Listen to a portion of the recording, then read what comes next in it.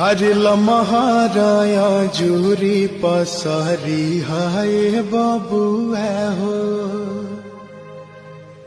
लमहर कुल परिवार है। लमहर बाटे तहरा पापा जी के नैया हो, लमहर कुल खानदान है। अरे लमहराया जूरी पसरी हाय बबुआ हो,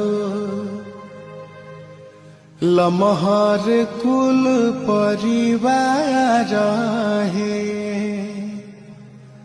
लमहर बाटे तहरा पापा जी के